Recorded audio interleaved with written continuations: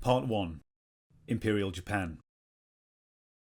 It's easy to forget, when discussing the rise of authoritarian China, that there was once another rising power that dominated all of Asia, and presented itself as a serious alternative to European models of development. So Japan was one of the most powerful authoritarian powers of its day, and in many ways it was much better at being authoritarian than China is today. If one looks closely at the models of development of Japan in the early 20th century and China in the early 21st, they'll find that the similarities are more than striking. Both powers presented themselves as alternative models of economic development to the West.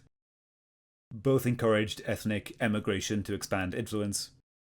Both grew their economies by becoming industrial exporters. Both directed state investment with a set of national banks. Both had large problems dealing with ultranationalists in their own citizens. And both made small steps towards democratic reform, but reversed course after a financial crisis. In Japan's case, the financial crisis of 1927, and in China's case, the financial crises of 2008 and 2015. So in Japan's case, the export-led growth was mostly achieved by exporting things like industrial equipment, trains, railways, and military equipment. The kind of things that newly industrialized states in the 19th century wanted. In China's case, in the early 2000s, the same strategy was pursued using cheap plastic toys, electronics, and clothes. The kind of things that were, valuable to developing countries in the 21st century. And the construction of a modern financial sector in Japan's case involved the creation of the Zaibatsu banks, which were sort of family conglomerates that were applied on top of an elite class in Japanese society. Whereas the Chinese financial restructuring involved the reform of an incredibly corrupt banking sector in the 1990s, which involved letting many banks and companies fail if they weren't profitable, and giving bankers a week to declare undeclared assets or face prison, based on an American federalist model of finance. And so that was part of Chinese financial reform in the 1990s. So the economic similarities are there on paper, but what about the underlying ideology? Because obviously Imperial Japan and autocratic China have very different historical origins, come out of very different contexts. One of the most interesting things about Imperial Japan is that it adopts an ideology of European imperialism as a state policy at just a time when the whole idea of imperialism is being rejected in Europe. So after World War I, the whole idea of territorial expansion and nationalism is, denounced as having caused the Great War. But just a few years later, Japanese propaganda is singing the praises of imperialism and urging Japanese people to become 1,000 hearts beating as one, and to unite the 8 corners of the world under one roof, referencing things like Japanese mythology. So this partly has its origins in the sort of justification of Japan as a newly industrialized country, and it kind of viewed imperialism as a way to speed up its development compared to more mature industrial countries. So, the justification for annexing Taiwan and turning Korea into a puppet state during the First Sino-Japanese War in the 1890s is that these states were ruled by sort of feudal tyrannies under the domain of China at the time, and that feudal China was keeping these states backwards, and that Japan hoped that it could kind of persuade them to become more modernized and adopt modernization policies that it had adopted during the Meiji Restoration. But if it couldn't persuade them, it was perfectly happy to use military force to get its way.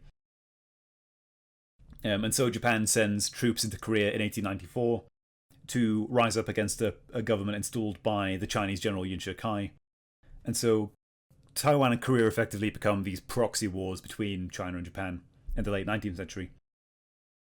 And Japan forces these unequal treaties on China, just as the European powers had done. Because the thinking from Japan was that if they don't do it, then another power will come along and do it to China instead. Another interesting thing about Japan is that even as it goes through its so-called democratic period in the 1920s, it still continues to engage in these international wars. although on a very small scale compared to what it would do during the Second World War.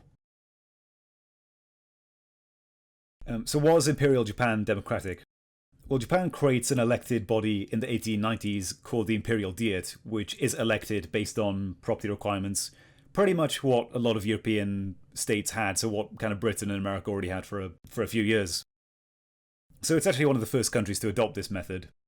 And just like China in the 1920s, Japan sees democracy simply as a technique, as a way of gaining power, rather than something that's morally desirable in itself. Because the West had it. So they were trying to copy it. And when they create this sort of parliamentary body successfully, Japanese conservative papers will say that this is the result of the superior race of the Japanese people. But actually, the Diet that's created, the parliamentary body, they're elected and they have the power to accept or reject budgets that are put in front of it. But they don't make up the cabinet of the government, and so they don't really inform military policy. And they don't have a lot of control over day-to-day decision-making in the government. So really, they're very, very limited in the power that they have. And the cabinet is made by mostly former samurai, who then get rewarded by the emperor for these territorial conquests. And so, as a result of these structural problems, Japan, over time, just gets dominated by this sort of military oligarchy that manipulates the parliament, or manipulates the Diet to just get its own way. And they do this because, although there are increases in voting eligibility in the 1920s, these are also accompanied by increasingly draconian legislation that allows Japanese police to arrest anybody, basically even for discussing ideas alluding to socialism. And this is because you have the background of a rising sort of Bolshevik revolution going on in the background. And in a way, the Japanese government kind of overreacts to these political forces that are going on. You also have a kind of an international movement of ultranationalist groups, and repeated ultranationalist coup attempts and riots in the 1930s. They managed to push Japan basically towards becoming a dictatorship. But because the coups don't succeed, Japan never becomes this sort of fanatical political state like the other totalitarian states do in the 20th century. So it doesn't engage in the cult of personality or the mass purges that you see, for example, under the Soviet Union or Nazi Germany. No such democratic forms ever happen in China. The democratic successes in the 1910s are pretty much stalled by the Civil War and then completely abolished when the CCP take over. And then the CCP the communists engage in some tepid democratic reforms in the 1980s, but they're basically limited to allowing elected agricultural ministers and some elections of the legislative body. But even these very small reforms are just removed by Xi Jinping's government when he takes over, because they get in the way of state planning. So all of this would seem to strengthen the arguments of the institutionalists. They're kind of a subset of realists who argue that democratic failures are simply a result of institutional failures. They're the result of bad political bodies that are set up imperfectly, and they simply don't work. So people like Francis Fukuyama and Acemoglu and Robinson, who wrote Why Nations Fail. So this group tend to argue that. But for a real comparison, you also have to examine the underlying ideological currents which leads the countries to make the decisions that they did. One other interesting similarity is how both countries justify their own territorial expansion. So Japanese writers wrote that Japanese colonialism was different to Western imperialism because the Japanese were more spiritually in touch with Asian lifestyle and the needs of the Asian people, and they were therefore more benevolent rather than exploitative like Western imperialism was supposed to be. Which would have been quite a revelation to, the thousands of people in Southeast Asia who were forced into labour camps under Japanese occupation.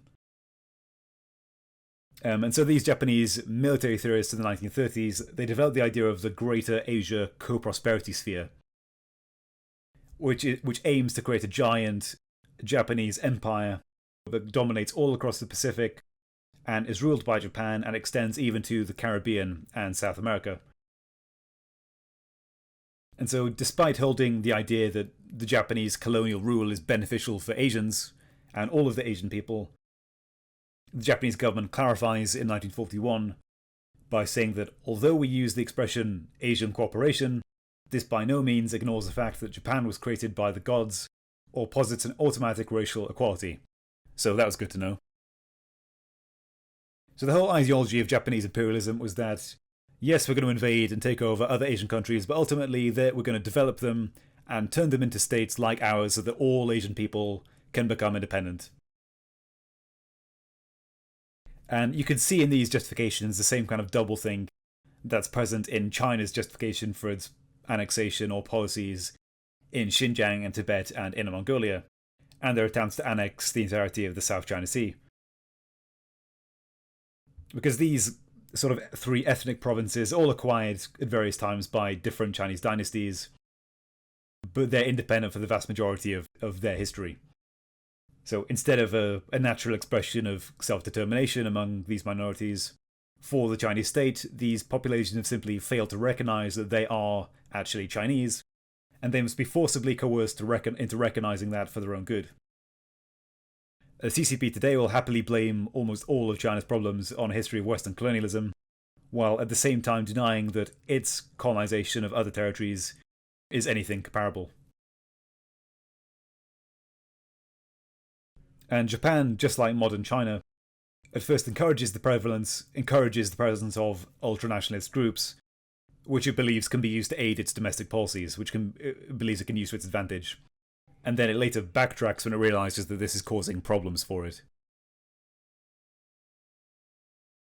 So the traditional explanations as to why Japan fails to become a democracy and instead becomes a dictatorship is the 1927 financial crisis, brought on by an earthquake in Japan a few years earlier, and the assassination of the leading reformist prime minister.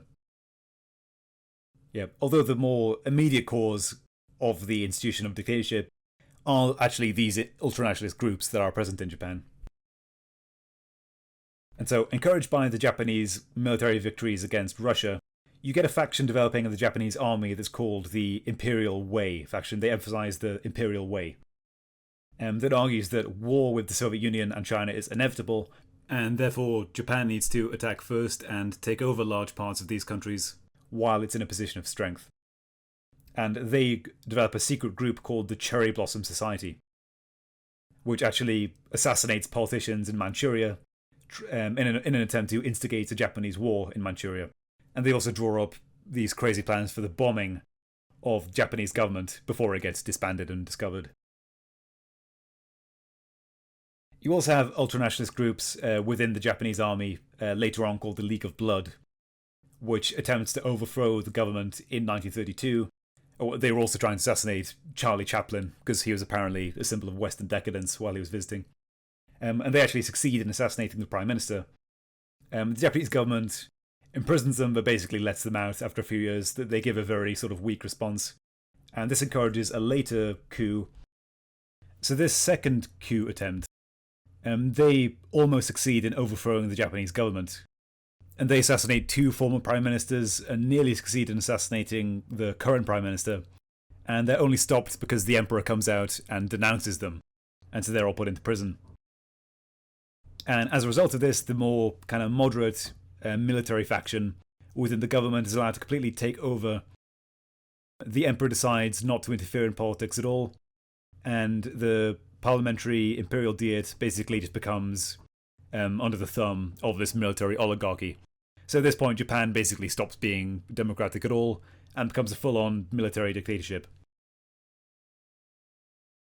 So I think because of that, you have to make the case that it is actually these ultranationalist currents, or these nationalist ideas, which forces Japan into becoming less democratic in the end.